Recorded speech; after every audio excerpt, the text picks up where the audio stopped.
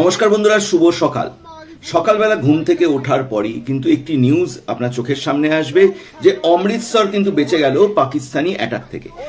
এই পাকিস্তানিগুলো না সিভিলিয়ানদের কিন্তু বেছে বেছে অ্যাটাক করছে।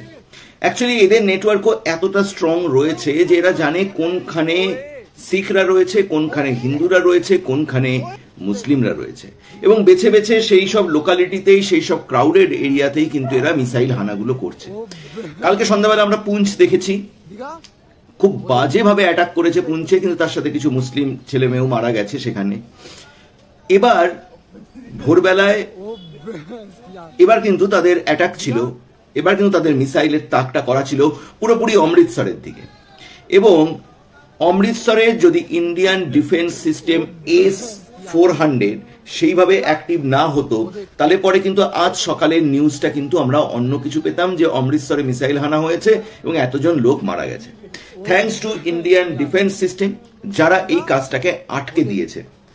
মাঝরাত্রি সেম ভাবে ঠিক সেই সময় ভিডিওটি চলছে, আপনারা দেখতে পাচ্ছেন যে একটি মিসাইল আসছিল এবং S-400 ইন্ডিয়ার যেটা আটকে দেয় এবং ওরা দেয় পাকিস্তানের দুটো মিসাইলকে, 2JF-17S অ্যান্ড 1J-10C, এই দুটো যুদ্ধ বিমানকে তারা নামতে কিন্তু বাধ্য করে।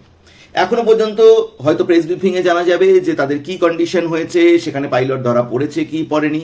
কিন্তু আমি একটা জিনিস বুঝতে পারছি না, ইন্ডিয়া অ্যাটাক করলো পাকিস্তানের যেই সব জায়গাতে টেরোরিস্ট ক্যাম্প রয়েছে, আর পাকিস্তান অ্যাটাক করছে ইন্ডিয়ার যেই সব জায়গাতে সিভিলিয়ানস রয়েছে।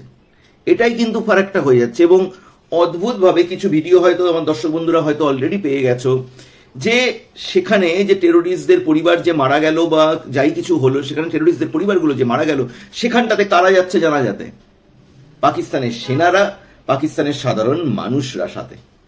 তাহলে পরে টেরোরিস্টদের সাথে পাকিস্তান আছে এটা একদম তারা প্রুফ করে দিচ্ছে, এবং তারা বেছে বেছে কিন্তু সিভিলিয়ান জায়গাগুলো কিন্তু অ্যাটাক করছে। ইভেন পাকিস্তানের একটি মিডিয়া চ্যানেল থেকে বলছিল যে তারা তাদের মসজিদ অ্যাটাক করেছে, তো ইন্ডিয়াতেও তারা মন্দিরগুলো অ্যাটাক করবে এবং গুরুদ্বারা তারা অ্যাটাক করবে। এবং কিছু কিছু মন্দির আমার এই মুহূর্তে মনে পড়ছে না, একটি বড় মন্দিরের কথাও বলে, সেখানে বলে তারা অ্যাটাক করবে। আরে মন্দিরে কখনো টেরোরিস্ট ফ্যাক্টরি হয় না, কিন্তু মসজিদে টেরোরিস্ট ফ্যাক্টরিগুলো হয়। যদি সেটা মসজিদই হতো, যদি সেটা ঈশ্বরকে বা আল্লাহকে ইবাদত করার জায়গাই হতো, যদি সেটা প্রেয়ারের জায়গা হতো, তাহলে কারো অসুবিধা হতো না। সেই জায়গাগুলো তো ব্রেন ওয়াশের জায়গা হয়ে গেছে পাকিস্তানে বা অন্যখানে, সেই জায়গাগুলো তো সমস্ত ব্রেন ওয়াশের জায়গা। সেগুলো তো মসজিদ কি সেই জায়গা? মসজিদ তো হচ্ছে প্রেয়ারের জায়গা, ঈশ্বরকে ডাকার জায়গা, ঈশ্বরের কাছে যাওয়ার জায়গা, ঈশ্বরের সাথে কানেকশনের জায়গা। সেইখানে তুমি ব্রেন ওয়াশ করছো, সেগুলোকে তুমি টেরোরিস্ট ক্যাম্প বানিয়ে দিচ্ছ, আর সেটাকে তুমি মসজিদের নাম ধরে ভাঙাচ্ছ। সেই জন্য তুমি বলছো মন্দিরে। ভাই ডিফারেন্স আছে, ডিফারেন্সটা বোঝো। তোমার দেশের কয়জন হিন্দু প্রধান সেনাতে আছে? তোমার দেশের কয়জন নারী টপ লেভেলের সেনাতে রয়েছে? দেখলে তো এখানে বদলাটা কে নিল? একজন শিখ এবং একজন মুসলিম প্ল্যান করেছে। তুমি ধর্ম জিজ্ঞেস করে মেরেছিলে না? আমরা ভারতীয়, যখন কিছু হয় তখন আমরা হিন্দু মুসলিম দেখি না, আমরা সবাই এক হয়ে লড়ি। এটা তোমরা কোনোদিনও বুঝতে পারবে না।